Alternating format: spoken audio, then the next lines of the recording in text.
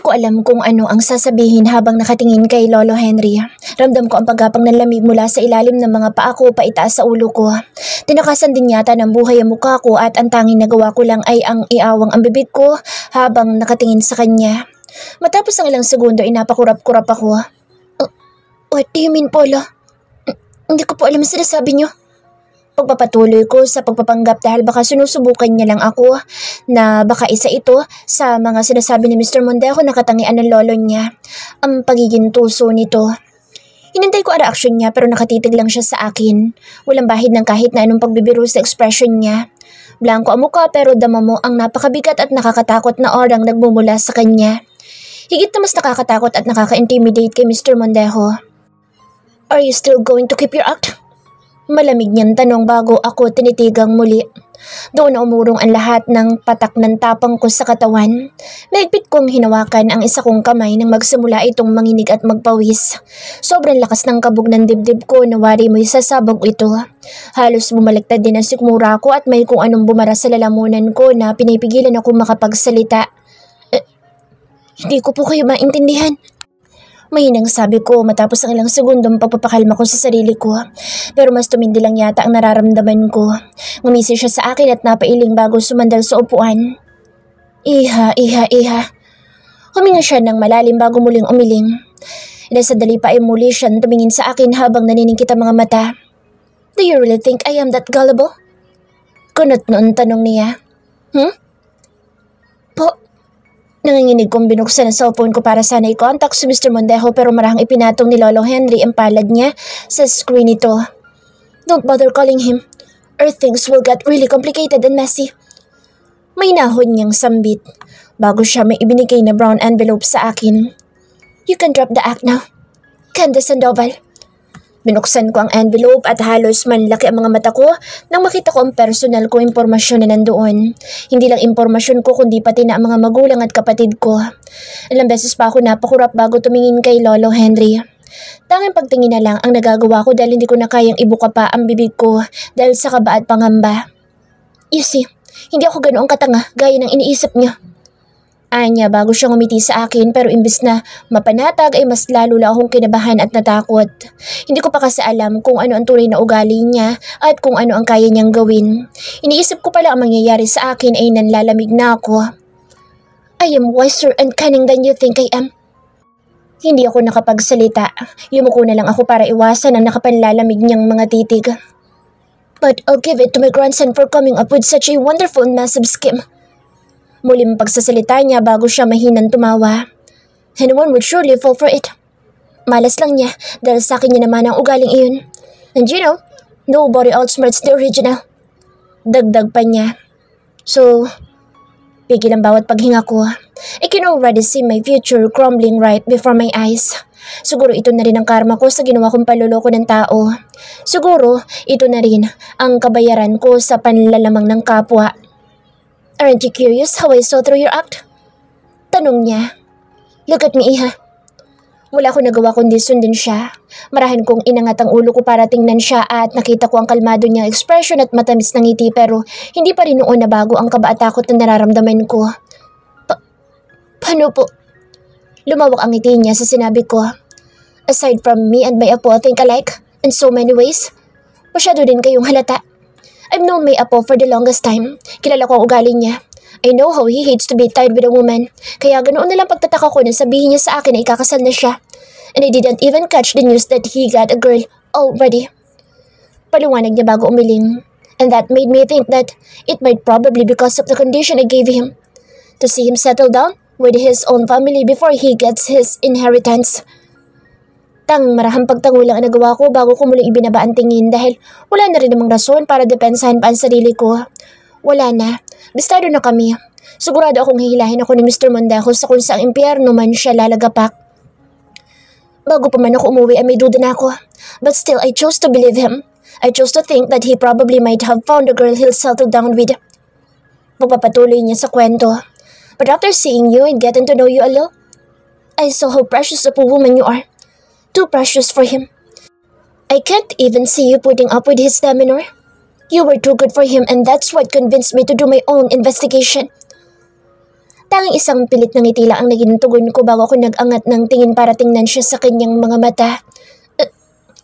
Hindi ko po alam kung may karapatan akong sabihin ito sa inyo pero sorry po. Sorry dahil nakasala ko sa panluloko sa inyo. Sambit ko habang mahigpit na nakahawak sa laylayan ng damit ko. Hindi ko pwedeng hayaang mahila ako sa putikan ng hindi man lang ipinapaliwanag ang sarili ko.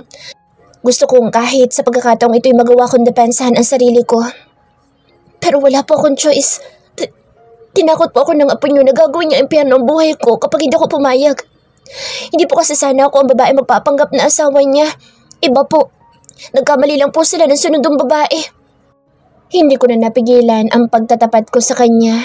Siguro ay para ilabas na din ang kabang nararamdaman ko. Tinakot o hindi, you still participated in his scheme. Biglang sumeryoso mukha niya. Are you aware that what you did was a fraudulent act? And I can file a case against you for that.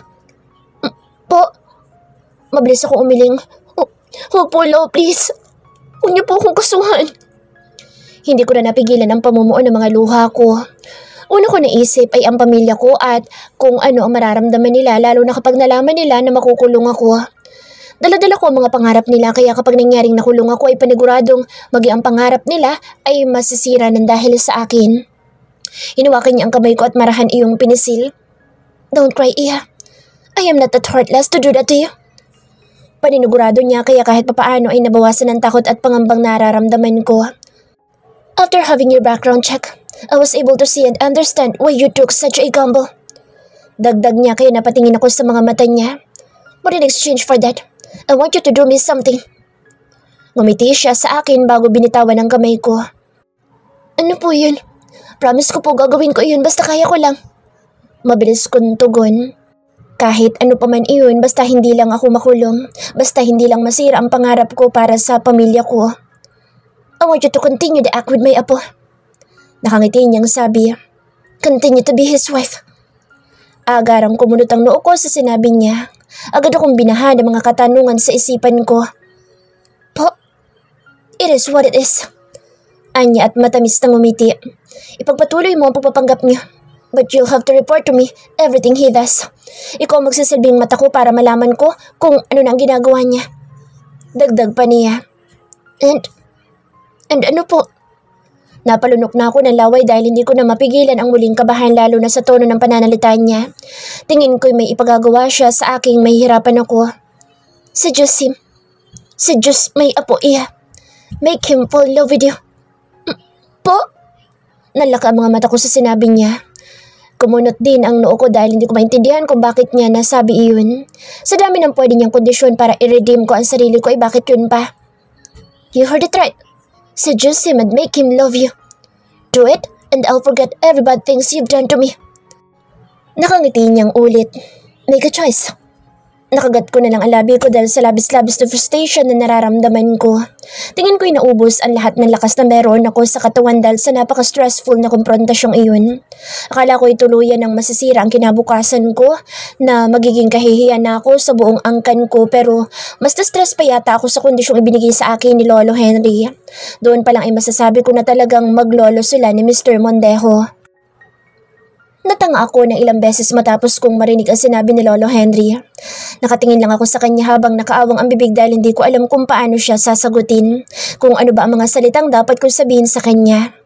Oo, masaya ako dahil hindi siya nagalit sa akin at hindi niya ako pinarusahan sa ginawa kong pagkakamali. Pero may parte din sa akin ang humihiling na sana'y pinarusahan na lang niya ako. Sa Diyos, hindi ko nga kayang paumuhin si Mr. Mondejo. Sa Diyos pa kaya? Wala nga yung kaamor-amor sa akin. At isa pa hindi ko alam kung paano mang seduce sa lalaki at kung anong klaseng pang seduce ba ang gagawin ko. This is not a threat nor a warning, Iha. But I am far more dangerous than my apo. If he managed to threaten you and force you to participate in his scheme, then I can do far worse things than that. Kalmado niyang sambit, pero nandoon ang tila nagbabantang tono. Also, view this one as an opportunity to redeem yourself. If anything, if you give me favorable results, I might reward you. I mean Sir Henry, but call me Lolo Henry. I am more comfortable with you calling me that way. Nakangiti niya sabi. You were saying? Tapid ako napangiti sa sinabi niya. Kahit papaano ay napanatag ako. Bakit ko po kailangang isedyos ang apo niyo? Pagtutuloy ko sa naudlot kong tanong. Ngumiti siya sa akin bago tumingin sa labas ng bintana. Nakita ko kung paano umangat at bumaba ang balikat niya kasabay ng malalim niyang pagbuntong hininga. You see, my apo has been trapped in a childhood promise. Childish might it seem, but he has been clinging onto that promise until now. Pagkukwento niya. He used to hate women because of some reason that I couldn't disclose to you. But there was this little girl who passed through his wall and was able to befriend him. She was the only woman he is ever close with. They got along really well, so he made a promise to her. Promise? Naiintrigan tanong ko. Parahan siyang tumango bago tumingin sa akin. They promised to marry each other when they reached the right age. But something happened. Something I couldn't disclose. And his friend vanished without any trace. Hanggang ngayon hinihintay niya pa rin ang pagbabalik ng kaibigan niya para tuparin ang pangako nila sa isa't isa. Paliwanag niya bago malungkot na ngumiti. But I don't think she's ever coming back. At doon ka papasok. I want you to break that chain that binds my apo to his past. Tumingin siya sa mga mata ko. I want you to free him, Kendra. Kahit hindi ko alam ang buong istorya ay nakaramdam ako ng paninikip ng dibdiba. Hindi ko mapigilang maawa kay Mr. Mondejo kahit na ang sama niya sa akin. Hindi ko kasi maisip kung gaano kahirap ang sitwasyon niya. Yung tipong naghihintay ka pa rin sa isang tao na kahit alam mo namang may chance ang hindi na darating. Hindi ko talaga alam kung makakaya ko ba. Siguro kaya ganoon na lang ugali ni Mr. Mondejo ay upang pagtakpan ang kalungkutan sa puso niya. Napabuga ko ng hangin dahil bumigat din ang pakiramdam ko. Nalulungkot ako para sa kanya. Ngayong nalaman ko ang side na ito ni Mr. Mondejo ay kahit papano naiintindihan ko na siya. Pero may isang bagay lang ang bumabagabag sa akin. Lolo, sorry to ask you this pero bakit ako po? Ngumiti sa akin si Lolo Henry bago niya marahang tinapik ang balikat ko. Because you're the second woman to break through his wall. Malambing niyang sagot. Although not like what his friend did, but you somehow managed to get through his wall. Paglilinaw niya. Marahan akong tumango kahit na hindi naman ako naniniwala sa sinabi niya. Imposibleng makalusot ako sa pader ng apo niya. Ano bang mga nagawa ko na makakakumbinsi sa akin na tama ang sinabi ni Lolo Henry? Agad ako nag-iwas ng tingin nang maramdaman ko ang mabilis na pag-akit ng dugo sa mukha ko matapos kong maalala ang mainit na tagpong naganap sa amin sa yate. Napahawa ako sa magkabilang pisngi ko bago bumuga ng hangin. Hindi naman siguro counted iyon. Kapwa lang kaming nadala sa kalasingan. Sinabi rin niya sa akin na no feelings were involved in that sex. You don't have to love my apo, Iya. Just help him move on. Just make him realize that he can still open his heart for others. Sambit niya kaya napatingin ako sa kanya. Magkahalong lungkot at pag-asang emosyong sumalubong sa akin. Ayokong lisanin ang mundong ito nang hindi nakikitang masaya ang apo ko o kahit man lang mapanatag ako dahil alam kong kaya na niyang magmahal ng iba. Dagdag niya bago ipinatong ang palad sa balikat ko. That's the only thing I want for him, Kendra. All these riches would mean nothing if he won't be genuinely happy. Huminga ako ng malalim bago marahan tumango. Gusto ko pa sanang pag-isipan ang desisyon ko pero alam ko naman na wala akong ibang pagpipilian kundi ang gawin ng gusto niya. Nasimulan ko na rin naman ang pagsisinungalin, isasagad ko na lang. Sana lang ay hindi ko pagsisihan ang desisyon kong ito. Na sana hindi na ito pagmulan pa ng mas malaking gulo. Okay po. I will try my best to help Alvan move on. Thank you, Iha. Nasa kwarto na ako ngayon at katatapos ko lang maligo para kahit papaano ay kumalma ang sistema ko dahil sobrang na-overwhelm ako sa naging usapan namin ni Lolo Henry na hindi ko na naitanong at nalinaw sa kanya kung anong klaseng pang-aakit ba ang gagawin ko. Ako ba ang maliligaw sa kanya? O natakpan ko na lang ang mukha ko na mag-init ito matapos ko maisip ang literal na pang-aakit. There's no way na kaya kong gawin iyon. Wala akong sapat na karanasan para doon.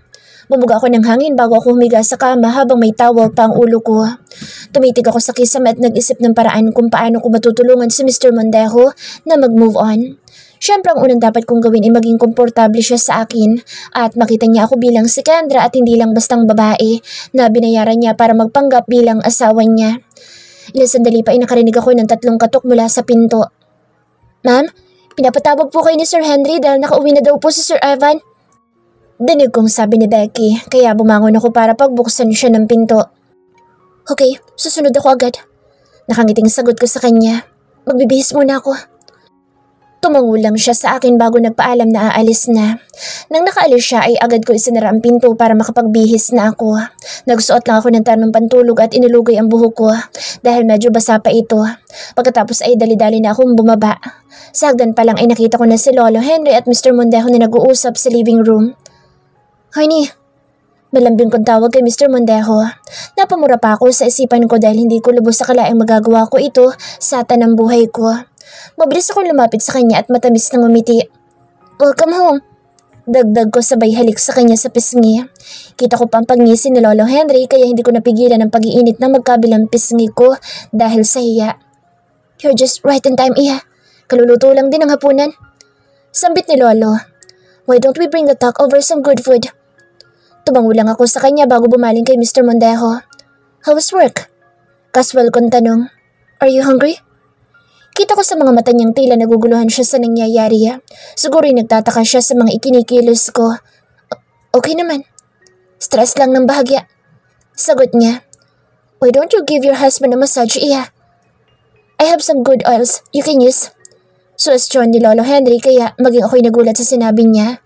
Pero agad akong ngumiti at tumango para hindi halata. Really, Lolo? Sige po, pahingi po ako. Sagot ko sa kanya. Han, after dinner, dumiretso ka na sa kwarto ha? I'll give you a good massage. Sambit ko sa kanya pero sa kaloob-looban ko ay gusto ko na lang lamunin ng lupa. Okay, sagot na lang niya sa akin. Naglatag ako ng towel sa kama para hindi malagyan ng oil ang bedsheet.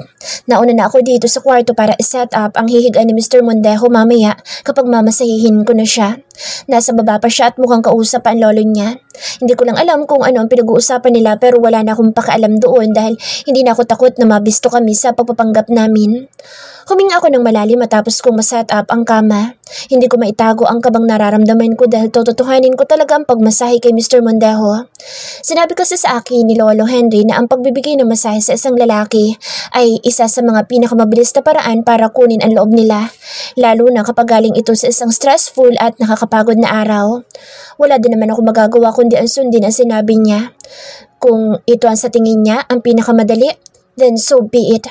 Gusto ko rin kasing mapadali ang misyon ko dahil kating-kati na akong makabalik sa dati kong buhay. Matapos ang ilang sandali ay bumukas na ang pinto at pumasok na si Mr. Mondejo. Agad siyang napatingin sa kama at sa akin. Are we really doing it? Tanong niya sabay lagay ng office bag at coat sa couch. Yes po. Sagot ko sa kanya. Seryoso po ako sa sinabi ko na imamassage ko kayo. Don't worry, marunong po ako magmasahe dahil ako po ang nagmamasahe sa mga magulang ko kahit noong bata pa ako. Paninagurado ko sa kanya bago ko bahagyan tinapik ang kama. Kaya higa na po kayo at na makapagsimula na tayo. Fine, I guess I needed to. My body has been tense for the past weeks. Anya bago sinimulang alisin ang necktie niya. Sunod niyang ginawa ay inalis niya ang botones ng white long sleeve niya. Kitang-kita ko pa kung paano yakapin ng tela ang namumutok niyang braso habang tinatanggal niya ang pagkakabotones ng suot. Napalunok ako at agad na nag-iwas ng tingin bago pa man niya ako mahuli. Maya-maya pa ay nakarinig ako ng tunog ng sentron kaya agad ako napatingin sa kanya at nakita siyang hinuhubad ang pantalon niya. Sir, ano pong ginagawa niyo? Kahit na pilit kong iiwas ang tingin ko sa katawan niya, hindi ko magawa dahil naaakit akong tumingin. Sino ba namang hindi mapapatingin kung ganoon na lang kaganda ang katawan ng nasa harapan mo, di ba? Yung tipo ng katawan na palagi kung nakikita sa mga magazine. Ganoon ang katawan ni Mr. Mondejo. Taking my pants off? Alanganing tugon niya at bahagya pang kumunot ang noo. Why? Dapat ba hindi ko hinubad ang pantalon ko? Mabilis akong umiling. Akala ko po kasi upper body niyo lang ang imamassage ko. Sagot ko sa kanya bago ako hilaw na ngumiti. Pero mas mabuti na rin po siguro na isali ko na lang po ang buong katawan niyo. That's what I think too. Casual niyang sagot bago niya ako lagpasan at pumatong na siya sa kama. Nakasuot na lang siya ng itim na boxer shorts at kitang-kita ko ang matambok niyang puwet. Mas matambok pa nga iyon kaysa sa akin. Nakakainggit. What are you still doing there? Are you just going to massage me with your eyes? Masungit niyang sabi. Sorry. Sagot ko at mabilis na lumapit sa kanya. Bumuga lang siya ng hangin bago dumapa sa kama. Make me feel good, Kendra. Napalunok ako ng tila iba ang dating ng sinabi niya sa akin. Mabilis akong umiling bago inabot ang oil na bigay ni Lolo. Nakurot ko na lang ang sarili ko dahil sa mga maruruming imahe na lumilitaw sa isipan ko. Huminga ako ng malalim bago sumampa sa kama at umupo sa tabi niya. Kinuha ko na ang oil sa kamariing pumikit. Massage mo lang siya, Kendra. Massage lang. Nakadapa na ako sa kama at naghihintay na magsimula si Kendra. I was actually not expecting her to really do it since I thought it was just part of the act. But yeah, here we are. I also think it's the best time for me to get a massage since I have been so stressed for the past weeks. Ang dami kong problema, hindi lang sa personal na buhay kundi pati na rin sa trabaho. Sir, magsabi ka lang kung kailangan ko pandiinan ha? Sambit niya sa akin bago ko naramdaman ang pagtulo ng malamig na oil sa likod ko. Or kung saan part mo gusto mong mag-focus ako. Dagdag niya. Kendra, tawag ko bago pa man siya magsimula. Can you please stop calling me sir? I thought we already talked about it. Angal ko dahil baka marinig kami ni Lolo. It would surely raise suspicion. Okay po. Tugon niya bago niya inilapat ang mainit niyang palad sa likod ko. Call me by my name. Utos ko bago pumikit para damhin na nagsisimula ng uminit na oil. Now, Ivan. Mahina niyang banggit. I bit my lower lip when I felt something click inside me. She just uttered my name. Nothing special. Yet something inside me reacted. Hindi ko na alam kung ano nangyayari sa akin. Kahit ako hindi nakilala ang sarili ko. It wasn't like this before. I find my reaction so conflicting and confusing. Again. Utos ko. Call me naturally. Call me like how you used to whenever Lola's around. Ivan. Shit. Huminga ako ng malalim bago inayos ang pagkakadapa ko at para na rin pakalmahin ang sarili ko. Good. Now you may start. Okay po. Tugon niya bago niya na sinimulang hagurin ang likod ko. The movements of her palms pressing against my back is soothing. I can tell from how she glides her hands that she has done this a couple of times already, that she was telling me the truth when she told me she's a master of this. Napaawang ang bibig ko nang may matamaan siyang parte sa may balikat ko. There. Pabulong kong sabi at kinagat ang labi dahil ang sarap sa pakiramdam sa tuwing natatamaan niya iyon. That spot. Yes. Oh. I couldn't stop groaning in pleasure. I can really feel the tensions in my muscles going away. Mas lalo pang sumarap ang pakiramdam ko na magsimulang uminit ang oil. The minty sensation from it made the massage more soothing and pleasing. Go a little lower. Utos ko sa kanya. Dito po ba? Tanong niya bago sinundot-sundot ang lower back ko as if she's trying to guess the part I wanted her to massage. There. Napaawang ang bibig ko sa sarap. I didn't know she's this good. I had a few massage experiences but I didn't really enjoy it. It was good, yes, but not as good as now. This one just felt so natural. It feels home. Oh yes, there! Bulalas ko. Maingay na ako maingay but I am really enjoying it. Press harder, Kendra. Apply more pressure. Dagdag ko. Do you want me to massage your legs, sir? Tanong niya sa akin pagkatapos ng ilang sandali. Yes. Hindi na ako tumanggi. I want to grab the chance to have a free good massage. Now that I know how good she is with this, I might ask her for a few more sessions until she's under my roof. Okay po. Tugon niya bago ko naramdaman ang pagtulo ng oil sa isang hita ko. She gently rubbed my thigh with her burning palms. The sensation of his palms gliding on my skin somehow awakened something in me. Nakagat ko ang labi ko nang maramdaman kong pagtigas ng alaga ko. I didn't mean it to get hard. It was an involuntary movement. The warm sensation from Kendra's soft hands awakened it. It feels really good. Bulong ko sa kanya bago itinuwid ang mga hita ko. She really knows well where to focus her pressure. Ramdam ko talaga ang pagtakas ng pagod at tensyon sa kalamnan ko. Pagkatapos niya sa mga binti ko ay mga braso ko naman ang minasahin niya. Sa bawat hagod ng kamay niya hindi ko mapigilang maalala ang nangyari sa amin. Kahit na ayokong isipin ang tagpong iyon ay hindi ko magawa. It keeps coming back like a movie in replay. Dahil doon ay nag-iba ang dating ng bawat hagod niya sa akin.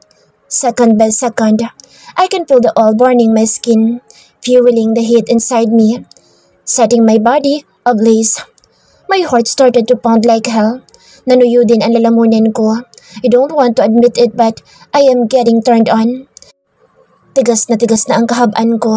I can feel it aggressively twitching inside my tight boxers. Gustong gusto na nitong makawala sa hawla nito. But I just can't do it. Ayoko na.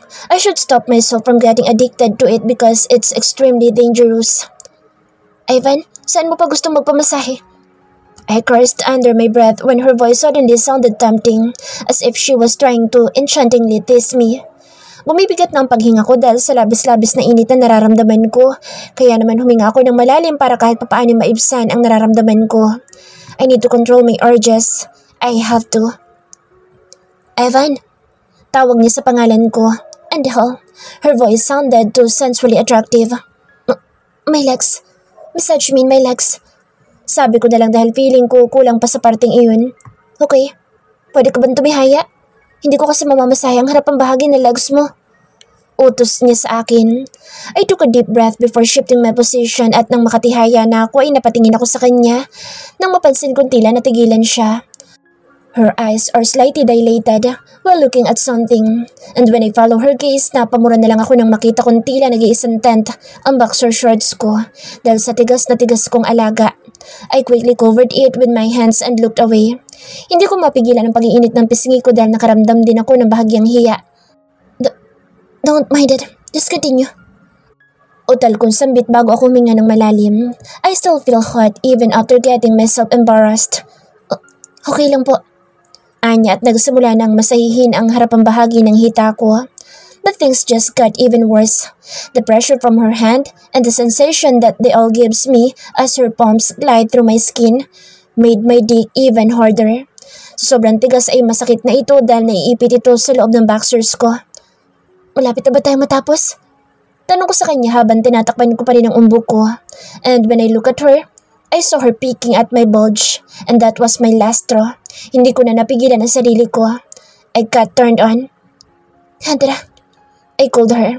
My voice was a little hoarse after gulping a couple of times, trying to suppress the heat that has been burning my body inside.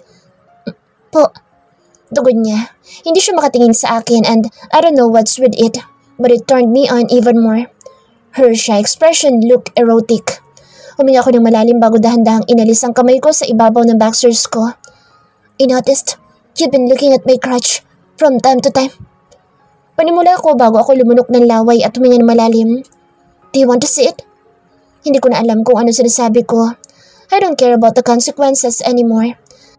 I'm really burning. I'm in a dumb heat and I need to find release to calm down. Hindi siya sumagot pero napansin kong natigilan siya. And that was my cue to gently grab one of her hands. Touch it, Kendra. Rub it.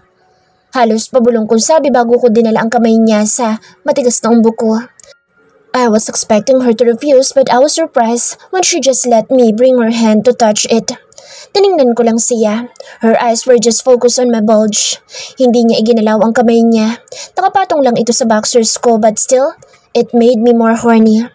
Hindi na ako nakatiis at ako na mismo ang nagbaba ng boxers ko and I saw how her eyes widened in shock while looking at my massive cock.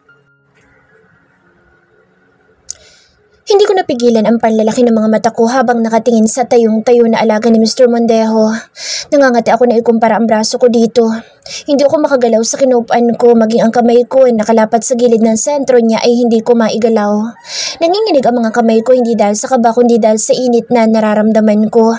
Hindi ko inaasahan na mag-iinit ako sa mga ungol ni Mr. Mondejo kanina.